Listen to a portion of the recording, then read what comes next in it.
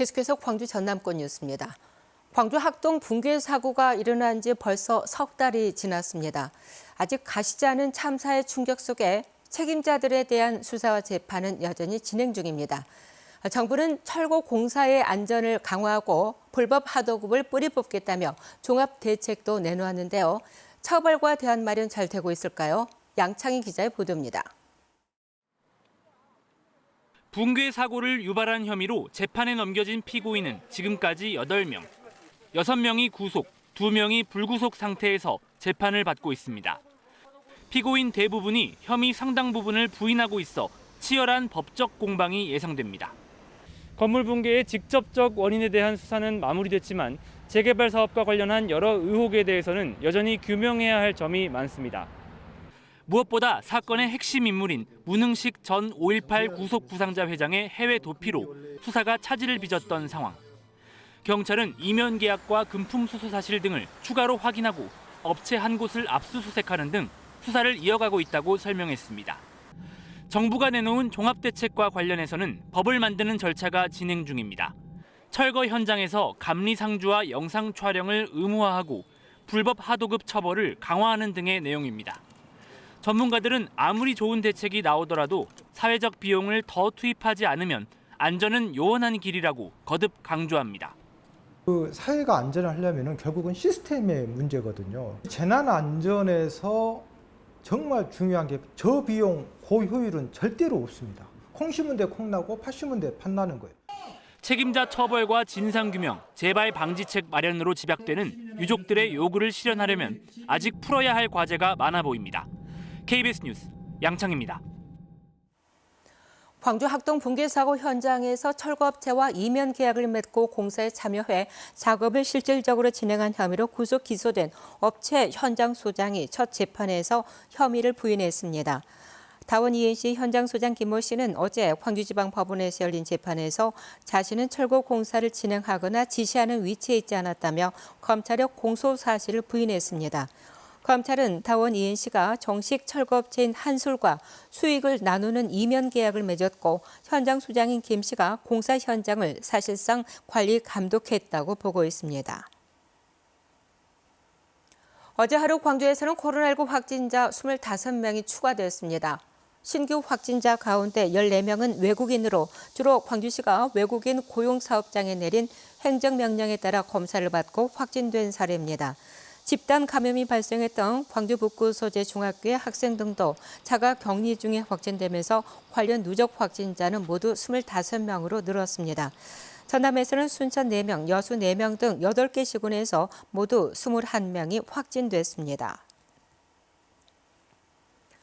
코로나19 장기화로 여러 업종이 모두 어려움을 겪고 있습니다. 이 가운데서도 자본력이 취약한 사회적 경제기업들 역시 매출이 크게 떨어져 걱정이 이만저만이 아닌데요. 최근 지자체와 함께 공동 온라인 쇼핑몰을 잇따라 구축하면서 위기 돌파에 나섰습니다. 김호 기자가 취재했습니다. 손바느질과 재봉틀로 만든 수공예품을 판매하는 광주 광산구의 한 협동조합. 코로나19 확산 이후 매출이 10분의 1 수준으로 줄면서 직원 인건비를 감당하기도 쉽지 않았습니다. 핸드메이드 페어라든지 차박람회 같은 곳에서 직접 고객과 대면하는 대면 판매 위주였는데 코로나19로 인해서 그러한 모든 행사들이 전국 단위로 취소되고 있는. 다시 제품 주문이 이어지고 조금씩 매출이 오르기 시작한 건 이달 초. 사회적 기업과 마을기업, 협동조합 같은 지역의 사회적 경제 기업들이 공동으로 상품을 판매하는 온라인 쇼핑몰이 포털 사이트에 문을 연 이유입니다. 광주 광산구가 예산을 들여 개설하고 각 협동조합 대표들이 꾸린 또 다른 협동조합에서 운영을 맡았습니다. 대면 판매에 의존해온 개별 기업과 조합들이 별도로 자체 쇼핑몰을 구축하지 않고도 편하게 온라인 판매를 할 수 있게 된 겁니다.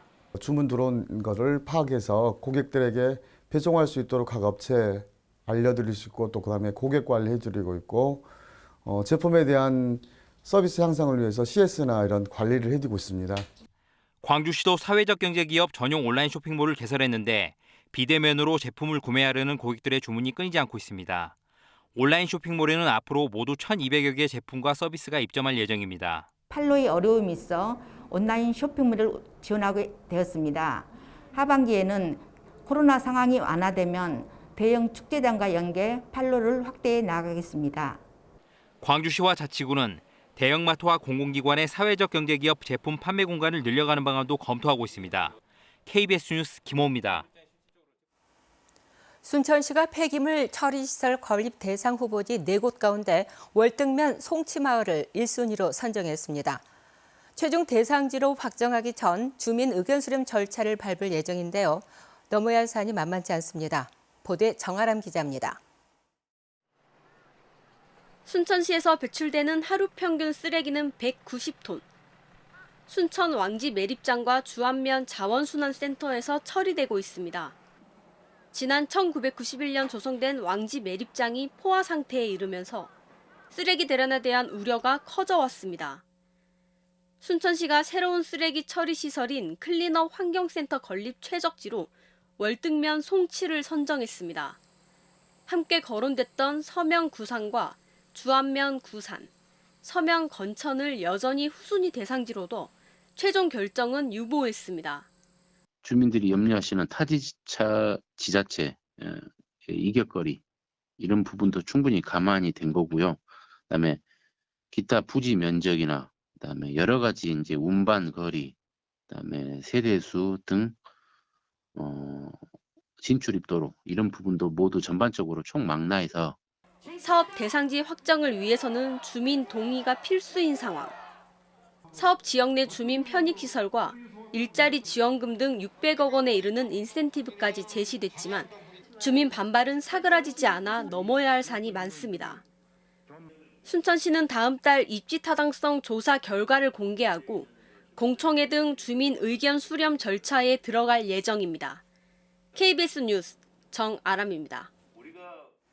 나주에 들어설 한국에너지공과대학교의 성공 계기와 세계 10위권 공대로의 육성 의지를 다지는 보고대회가 어제 전남도청에서 열렸습니다.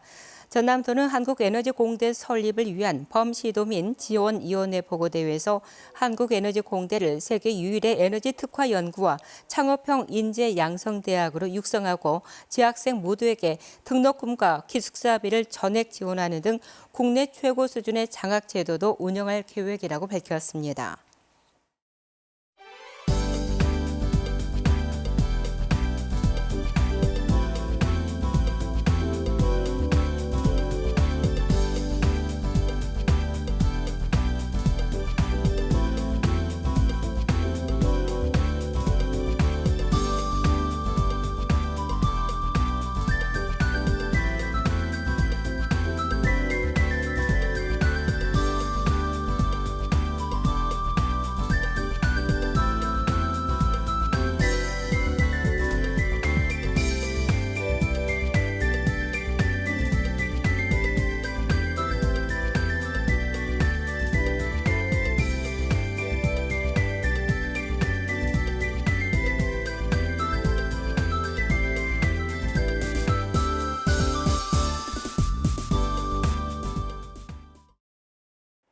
오늘은 맑은 가을 하늘 대신 종일 흐리겠습니다. 곳곳에 가을비가 내리겠는데요. 남해상을 지나는 기압골의 영향을 받아 새벽에 해안 지역부터 비가 시작이 됐고 점차 전 지역으로 확대가 되겠습니다. 비는 오늘 종일 내리는 것은 아니고요. 오후 3시쯤 대부분 지역에서 그치겠습니다. 오늘 예상되는 비의 양은 광주 전남 지역에 5에서 30mm입니다.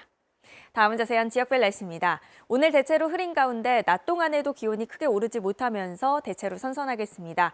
광주의 낮 최고 기온 25도, 나주 24도로 어제보다 3, 4도가량 낮겠습니다. 여수의 낮 최고 기온 24도, 순천과 광양 25도로 낮 동안에도 선선하겠습니다. 목포와 영암, 해남 등 전남 서부 지역은 낮 최고 기온 25도에 머물면서 어제보다 크게 내려가겠습니다. 신안을 비롯한 그 외 도서 지역은 25도에서 26도가 예상됩니다. 바다의 물결은 전 해상에서 비교적 잔잔하겠지만 남해 서부 해상은 돌풍이 불고 천둥 번개가 치겠습니다. 내일부터는 다시 대체로 맑은 하늘 볼 수 있겠고요. 화요일과 수요일은 제14호 태풍 찬투의 영향을 받을 가능성도 있습니다. 날씨였습니다. 광주 전남 지역의 제조업 생산은 감소하거나 증가세가 둔화한 가운데 취업자 수는 증가한 것으로 나타났습니다. 한국은행 광주 전남본부가 발표한 자료를 보면 7월 광주 지역은 자동차와 고무, 플라스틱 등을 중심으로 제조업 생산이 8.2% 감소했고 전남은 석유, 정제 등을 중심으로 늘었지만 증가폭은 둔화된 것으로 드러났습니다. 반면 광주 전남 지역 취업자 수는 지난해 같은 달보다 4,400명과 9,100명이 늘었고 실업률은 3.4%와 1.8%를 각각 0.3%포인트와 0.8%포인트 하락했습니다. 지난해 광주 전남 건설공사액이 15%가량 증가했습니다. 통계청이 발표한 자료를 보면 지난해 광주 전남 건설공사액은 모두 22조 5천억 원으로 처음으로 20조 원을 넘어선 가운데 2019년보다 14.6%가 증가했고 10년 전과 비교하면 54% 증가한 것으로 나타났습니다. 또 본사를 광주 전남에 둔 건설업체는 5.6% 증가한 8,800여 개로 집계됐습니다. 광주은행의 1인형 개인 종합자산관리계좌 누적 수익률이 은행권 1위를 기록했습니다. 금융투자협회가 공시한 1인형 개인 종합자산관리계좌 누적 수익률 자료를 보면 7월 말 기준 광주은행의 고위험 모델 포트폴리오는 52.72%, 중위험은 35.39%로 전체 금융권에서 8위를 차지했으며 은행으로서는 유일하게 순위에 올랐습니다.